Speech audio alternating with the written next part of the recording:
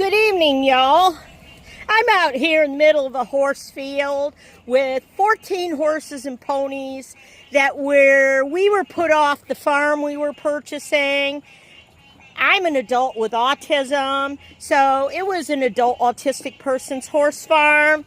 We put over $415,000 in barns and sheds and fences. And I'm out here in this field. All the horses and ponies that were put off that farm, except for my 30-year-old autism therapy service and trauma support horse, Gulliver, who the Bradford County Sheriff, John Miller, his attorney, Charles Daniel Sykes, and the Bradford County Animal Control murdered. You can see some of my prior videos. It's wet out here. We had torrential rainstorms, thunder and lightning overhead. I'm an adult with autism. First, before the rain, it was about 96, 97 degrees. I'm 70 years old. I'm elderly. So I guess this is what you do to elderly people in Florida if you're a Republican. A Republican governor, legislators, circuit and county court judges. You just put elderly people out so they heat stroke in a field, because you took their horse farm with a full set of purchase documents and a mortgage loan disbursed that we signed for, could still be held to pay. You took the farm away. You entered without any warrant signed by any judge, with a so-called fake squatter complaint with 3 perjury statements on its face by John Miller. But oh boy, if you are a county or circuit judge, a local one in Stark, Florida, Bradford County, 8th Judicial Circuit, no, you're not going to give those victims, the autism family, a hearing. Because if you did, if you gave them the hearing that the Due Process Clause in the squatter statute entitled them to, an expedited hearing, then what you would have to do is you would have to refer the local Republican Party and judicial election campaign donor, John Miller, over to the state attorney for a perjury prosecution.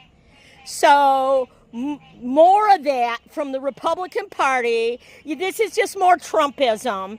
And this is what they do. And by the way, I'm a Republican, but I'm not that kind of Republican because I'm autistic. So I have a strong sense of justice. And what you've done is you've put me not only out here a heat stroke, hoping maybe I'll die off before I ever get my hearing, because it's 19 weeks now. You put these horses out here in flooding, lightning strikes, autism horses, medically prescribed horses, without any shelters and any sheds because you took them. You allowed the Republican Party donor, John Miller, to steal our elderly improvements to the farm and the farm. No hearing in more than 19 weeks. And you think this is good autism policy for the state of Florida? Well, autistic children grow up and we become autistic adults, and sometimes our parents pass away.